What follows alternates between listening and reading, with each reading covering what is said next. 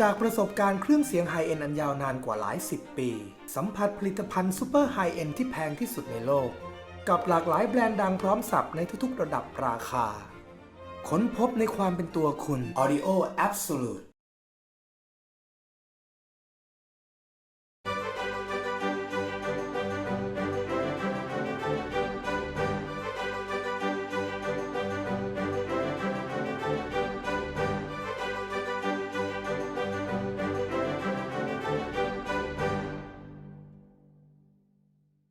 ครับสวัสดีครับท่านผู้ชมทุกท่านครับกลับมาพบกับผมนะฮะในรายการ Audio Absolute นะครับ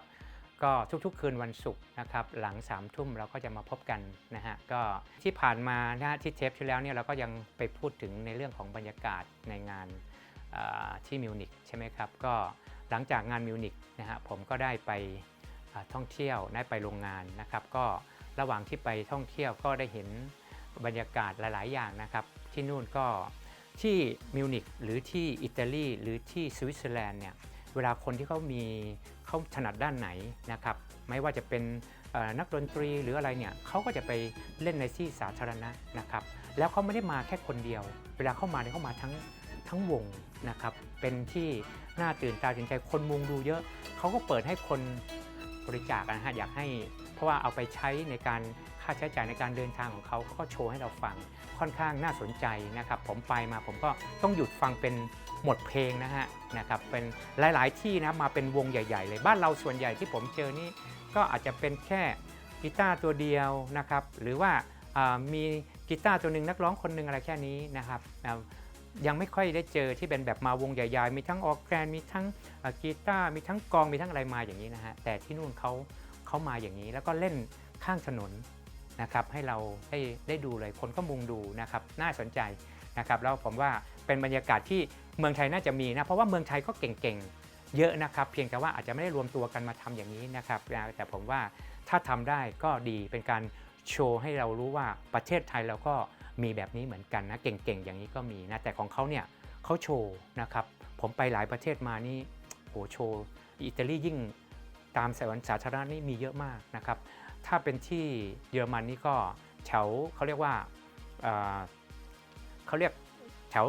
ถวทางที่ท่องเที่ยวเขาอะนะอย่างเช่นทั่วมารินพาร์คพวกนี้นะจะเป็นที่สำหรับคนเยอะมากนักท่องเที่ยวไปอยู่ที่นี่เขาก็จะโชว์เลยแต่ละกลุ่มไม่ใช่มีแค่วงเดียวนะฮะมี 3-4 วงเลยนะครับก็น่าสนใจบางทีตั้งเป็นแบบ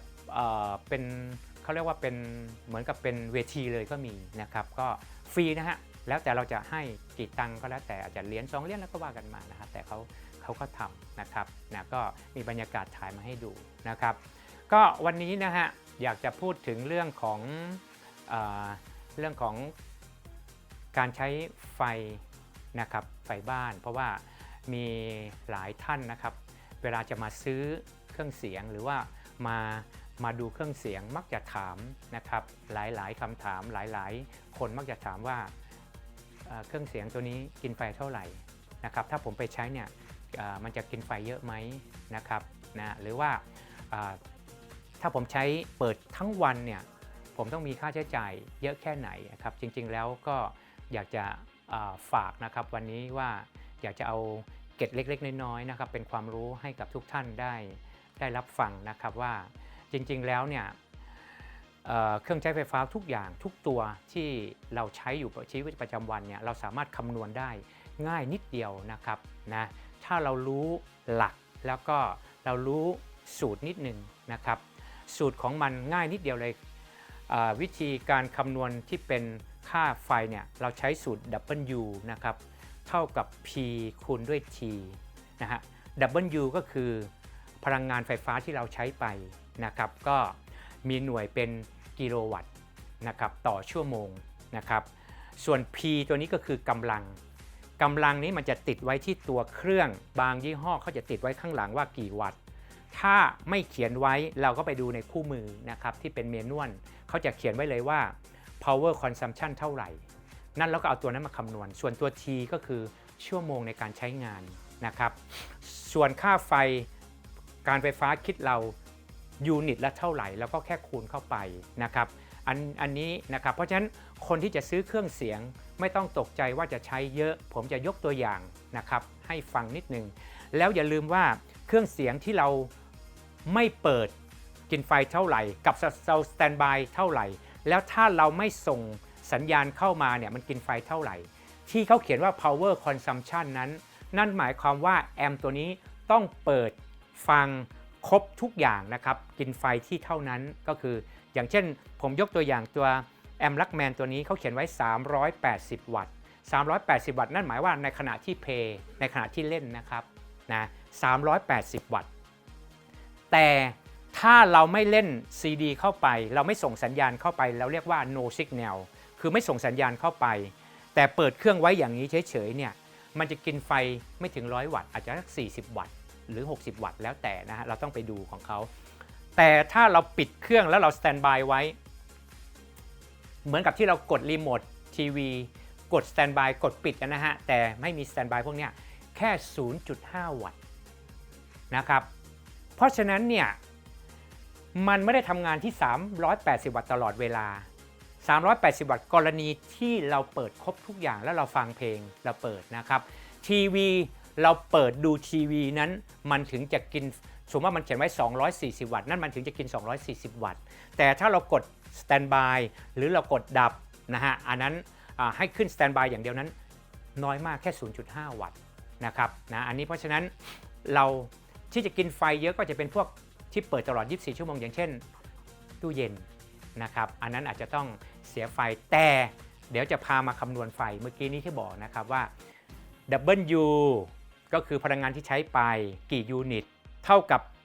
P คือ power นะครับก็คือกำลังวัตต์นะครับที่ติดไว้ที่เครื่องหรือที่ในคู่มือแล้วก็ T คือชั่วโมงที่เราใช้งานนะครับ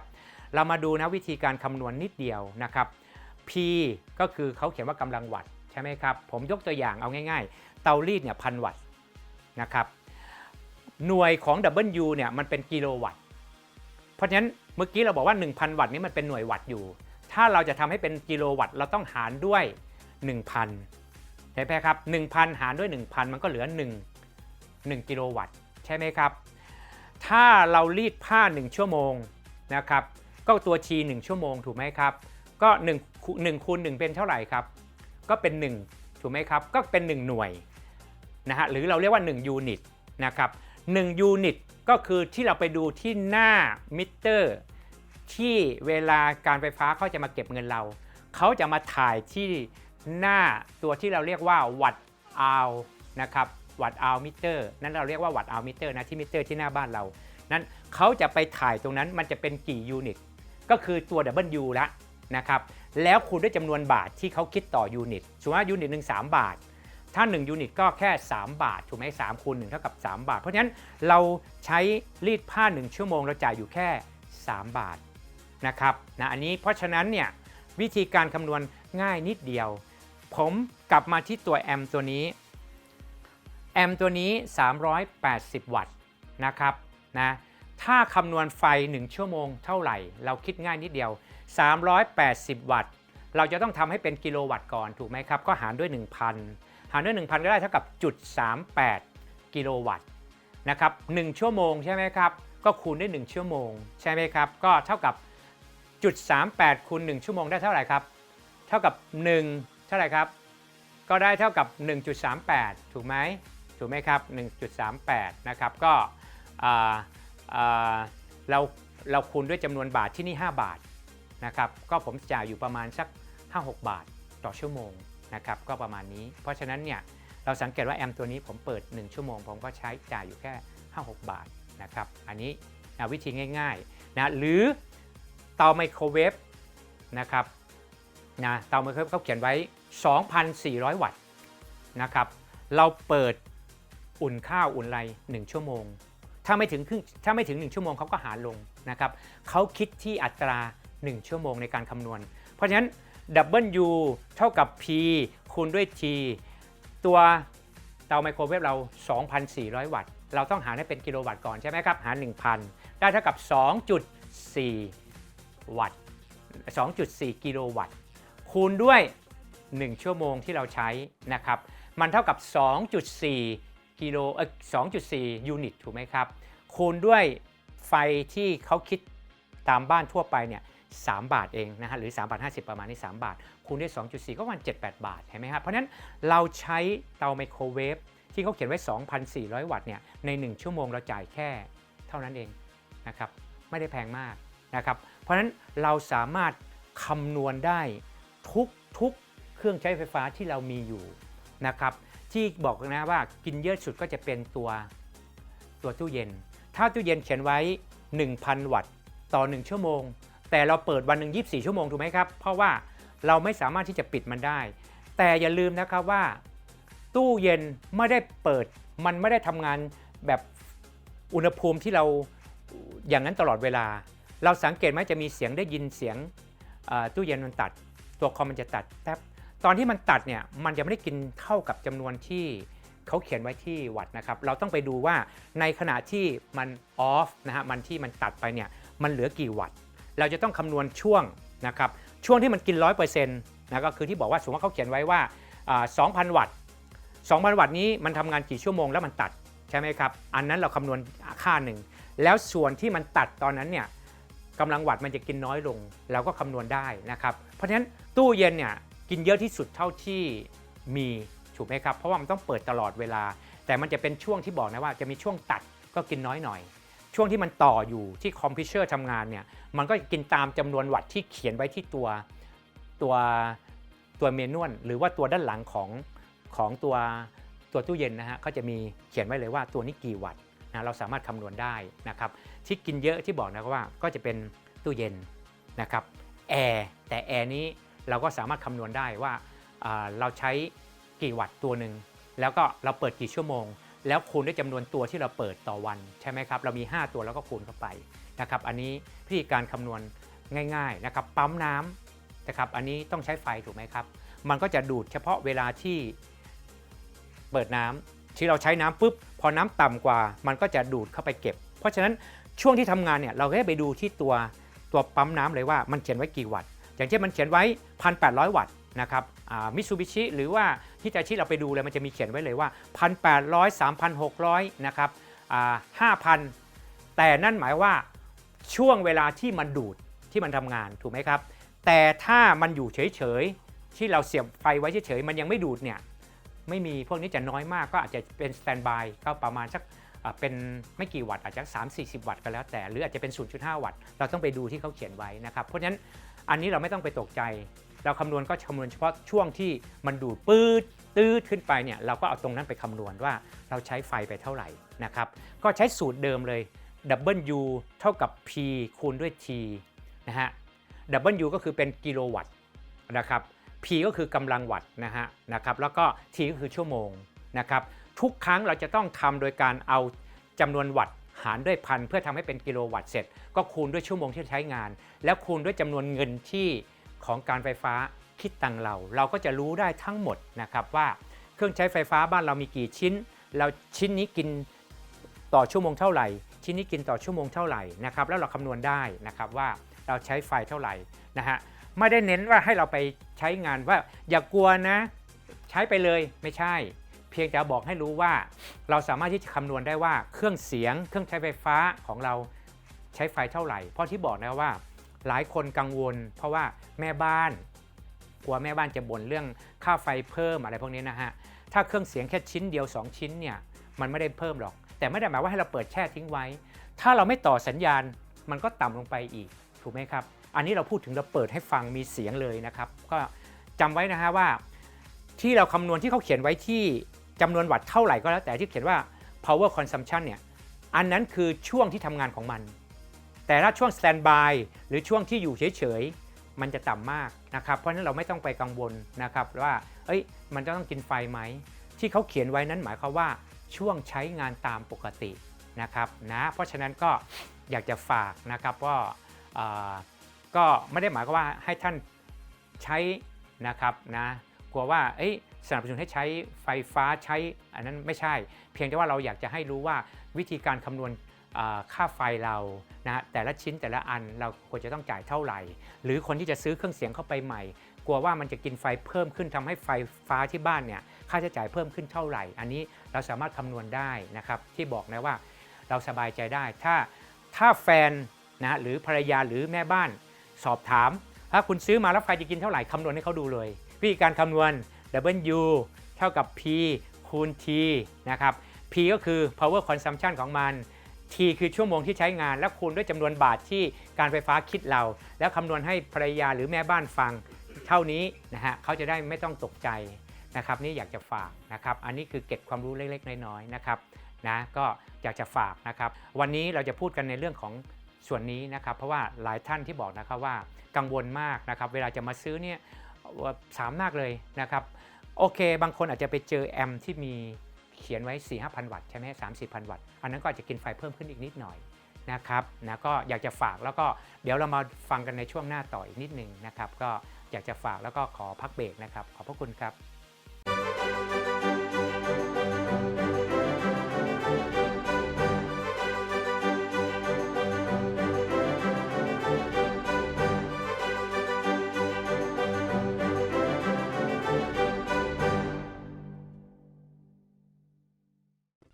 จากประสบการณ์เครื่องเสียงไฮเอ็นด์อันยาวนานกว่าหลายสิบปีสัมผัสผลิตภัณฑ์ซูเปอร์ไฮเอ็นด์ที่แพงที่สุดในโลกกับหลากหลายแบรนด์ดังพร้อมสับในทุกๆระดับราคาค้นพบในความเป็นตัวคุณ Audio Absolute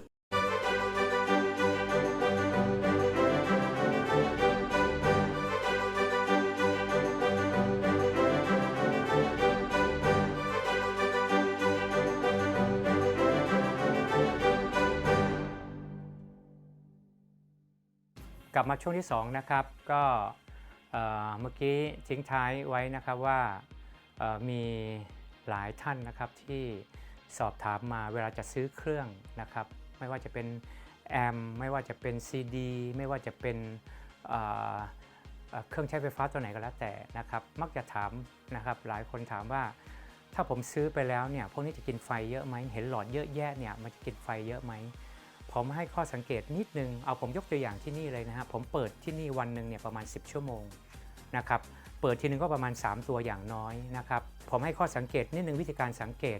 เราดูในคู่มือก่อนหรือดูที่ท้ายเครื่องเขาจะเขียนจำนวนวัตต์ไว้ให้ก่อนแล้วเราเข้ามาคำนวณจะอธิบายง่ายๆแล้วก็เราสามารถคำนวณเครื่องใช้ไฟฟ้าได้ทั้งหมดในโลกนี้นะฮะ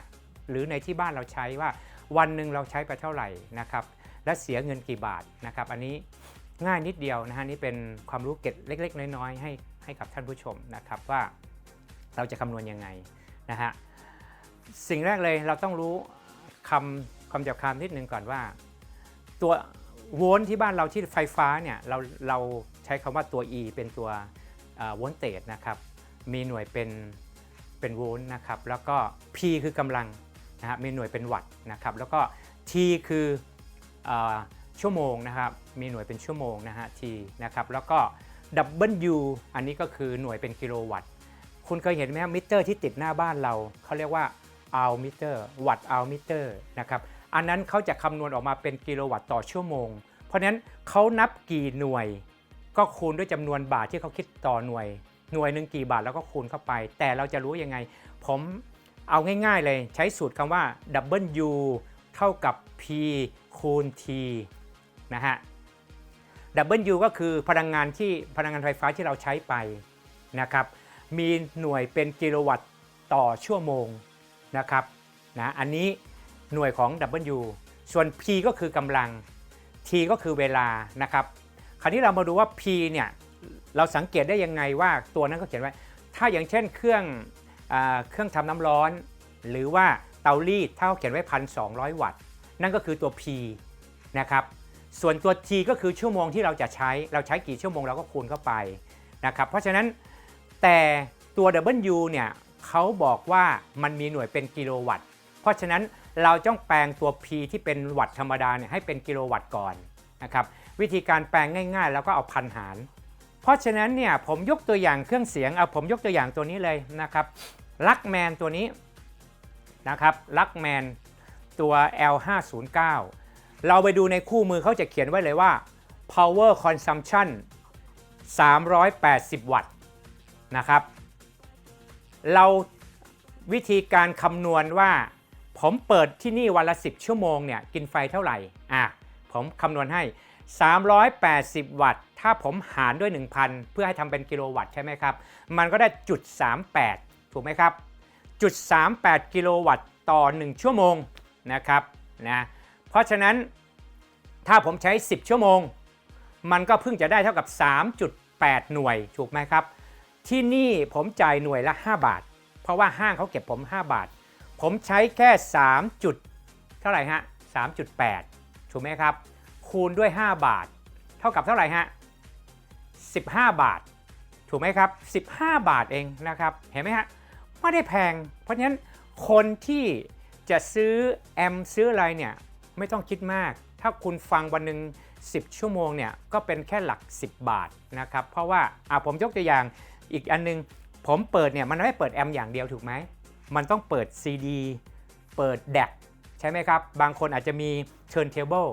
ผมยกตัวอย่างเลย CD ตัวนี้เนี่ยเขาเขียนข้างหลังไว้ว่า20วัตต์นะครับนะฮะหรือตัว Streaming เนี่ยเขาเขียนไว้ Consumer 40วัตต์นะรวมกับแอมตัวนี้จาก380บวก20บวก40ก็เพิ่งจะเป็น440ถูกไหมครับ440ผมคูณให้ฟังนะฮะ W เท่ากับ P คูณ T นะฮะ P มันตอนนี้440ใช่ไหมครับเราหารพันเพื่อให้ทำเป็นกิโลวัตต์มันก็จะได้แค่จุด44ถูกไหมครับจุด44ผมใช้10ชั่วโมงนะครับ10ชั่วโมงนะฮะคูณด้วย10มันก็เป็น 4.4 หน่วยถูกไหมครับนะฮะ 4.4 หน่วยหนึ่งที่นี่เขาคิดผม5บาทเท่ากับ22บาทต่อ10ชั่วโมงเห็นไหมฮะเนี่ยผมเปิดทั้งวัน3ชิ้นนี้ผมใช้ไฟไปแค่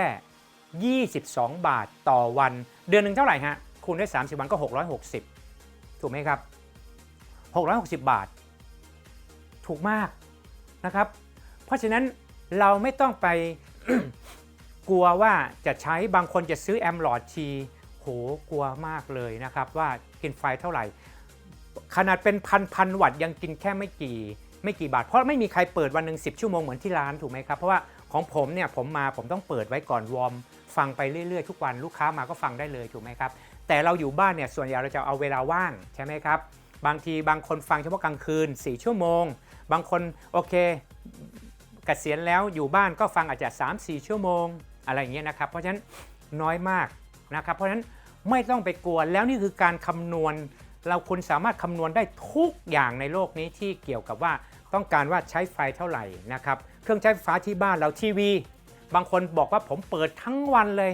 ตั้งแต่เช้ายัน24ชั่วโมงเลยเราคำนวณง่ายๆทีวีเนี่ยไม่ได้กินไฟเยอะนะครับเราไปสังเกตดูส่วนใหญ่จะอยู่ที่ประมาณเราไปดูที่เขาเขียนว่า power consumption ที่คู่มือตรงเมนวลนะฮะเมนวลเขาจะมีไว้240วัตต์โดยปกติทั่วไปประมาณนี้นะครับ240วัตต์240วัตต์หาร 1,000 ก่อนที่บอกนะต้องทำเป็นกิโลวัตต์ก่อนนะฮะเพราะว่า240วัตต์มันเป็นวัตต์อยู่เราต้องการทำให้เป็นเขาเรียกว่าเป็นกิโลวัตต์เราต้องหารด้วยพัน240ก็จุด24ถูกไหมครับจุด24เราคูณด้วย24ชั่วโมงเลยนะจุด24คูณด้วย4ชั่วโมงเท่ากับ 4.8 ประมาณนี้ใช่ไหมฮะนะครับก็เราเอาง่ายๆก็คือเราเอาจุด24นะครับจุด24คูณด้วย24นะครับนะก็ประมาณ5จุดกว่า5จุดกว่าคูณด้วยจำนวนบาทที่เขาคิดต่อหน่วยอันนี้คือ 5.6 หน่วย 5.6 หน่วยคูณ3บาทเพิ่งจะ15บาทเท่ากับเราเปิดทีวีเนี่ยทั้งวัน24ชั่วโมงนะครับก็กินไฟอยู่ประมาณ15บาทเดือนหนึ่งก็ประมาณสัก 500-600 บาทเห็นไหมฮะประมาณ500 บาทไม่เกินเพราะฉะนั้นสังเกตไหมว่าเราสามารถคำนวณทุกอย่างที่เราใช้ได้เลยว่าเพราะฉะนั้นใครมีเครื่องใช้ไฟฟ้าที่บ้านกี่ชิ้น